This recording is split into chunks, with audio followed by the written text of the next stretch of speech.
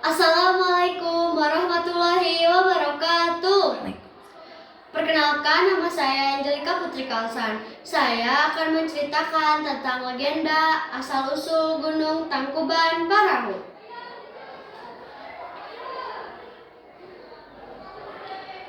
Asal-usul Gunung Tangkuban Parahu.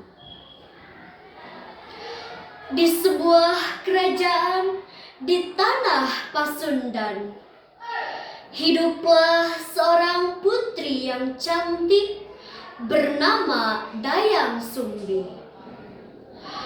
Ia gemar menenun dan tinggal di sebuah gubuk di tengah hutan. Setiap hari ia ditemani oleh seekor anjing jantan yang bernama si Tumang. Suatu hari, Dayang Sumbi sedang menenun. Alat tenunnya jatuh ke lantai.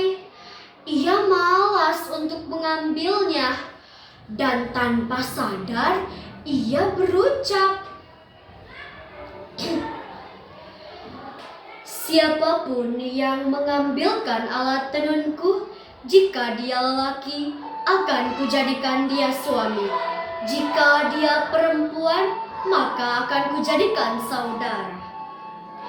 Tiba-tiba si Tumang mengambilkan alat tenun itu dan memberikannya kepada Dayang Sumbi.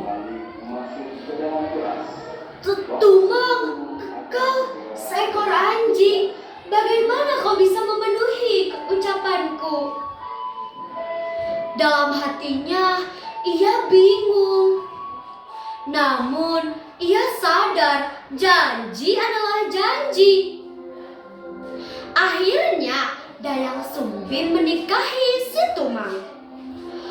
Beberapa bulan kemudian Dayang melahirkan seorang anak laki-laki yang tampan, diberi nama Sangkuriang. Ia tumbuh menjadi pemuda yang gagah dan kuat. Namun dia keras kepala.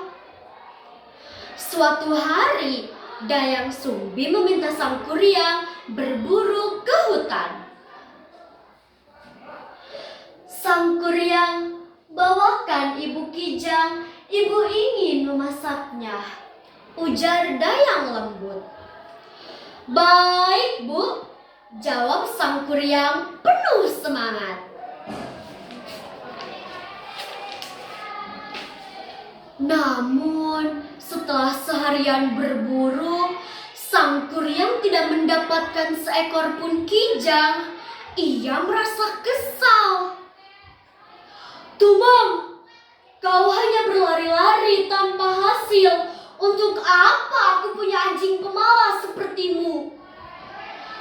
Tumang menggonggong lirih, seakan ia ingin berkata, "Aku sudah berusaha." Namun Sangkuriang marah besar. "Dasar tidak berguna, lebih baik kau mati." Dengan panahnya Sangkuriang membunuh si Tumang. Ketika pulang, Dayang Sumbi bertanya, "Mana hasil buruanmu, Nak?" Dengan polosnya Sangkuriang menjawab, "Tidak ada kijang, Ibu. Yang kubawa hanya daging si Tumang." Dayang Sumbi terbelalak. "Apa? Kau membunuh Tumang? Dia ayahmu." "Apa maksud Ibu?" Dayang hanya bisa menangis lalu berkata, "Pergilah, aku mengusirmu. Jangan kembali sebelum engkau insaf." Sangkuriang pun lari dari rumah. Ia mengembara ke berbagai negara, menimba ilmu kesaktian. Bertahun-tahun kemudian, sang kuryang tumbuh menjadi pemuda yang tampan, sakti, dan gagah perkasa. Suatu hari, ia kembali ke hutan dan bertemu seorang wanita cantik yang awet muda, Dayang Sumbi. Namun, ia tidak mengenali bahwa wanita cantik tersebut adalah ibunya. Sang kuryang terpesona. "Perempuan cantik, siapakah namamu? Izinkan aku meminangmu menjadi istriku." Dayang Sumbi tersentak. Ia mengenali bahwa itu adalah anaknya sendiri. "Hati-hati, nak. Aku sudah tua." Namun sang kuryang bersikeras. "Tidak, engkau begitu memesona. Aku ingin menikahimu." Dayang Sumbi menolak. Namun sang kuryang keras kepala. Maka Dayang mencari akal. "Baiklah," ucap Dayang. "Jika kau ingin menikahiku, penuhi syaratku. Bendunglah Sungai Citarum hingga menjadi danau luas. Buatlah sebuah perahu raksasa di dalam danau itu. Semua harus selesai dalam 1 malam." Sang kuryang tersenyum percaya diri. "Hanya itu, akan kupenuhi syaratmu." Malam itu, sang kuryang memanggil makhluk halus untuk membantunya. Suara gaib bergema di hutan. Batu-batu besar dipindahkan, tanah digali, pohon-pohon ditebang. Perlahan bendungan mulai terbentuk dan sebuah perahu besar hampir selesai. Dayang Sumbi melihat dari kejauhan dengan hati yang cemas. "Ya Tuhan, bagaimana ini? Jika ia berhasil, maka aku akan benar-benar menikahi anakku sendiri. Tidak boleh."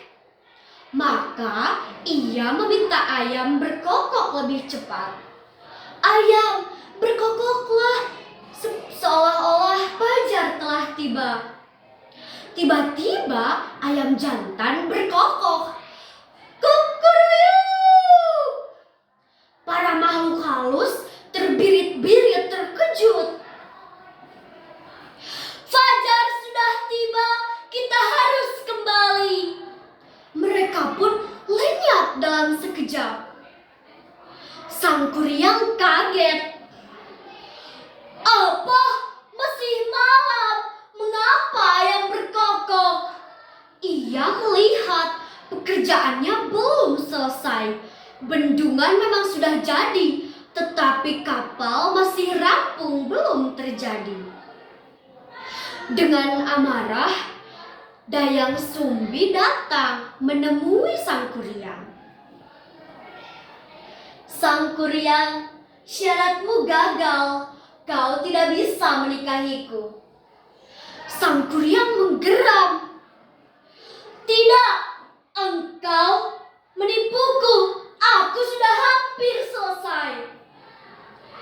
Dengan marah, ia menendang perahu itu dengan keras. Perahu pun terlempar jauh, jatuh tertelungkup. "Pergilah, perahu terkutuk!" Perahu pun tertelungkup dan berubah menjadi sebuah gunung. Gunung itu kemudian disebut Gunung Tangkuban Parahu. Artinya perahu yang tertelungkup. Dayang Sumbi hanya bisa menangis. "Ya Tuhan, selamatkanlah negeri ini dari amarah anakku. Sementara sang kuryang menghilang entah kemana, meninggalkan legenda yang hingga kini diceritakan turun-temurun di tanah Sunda.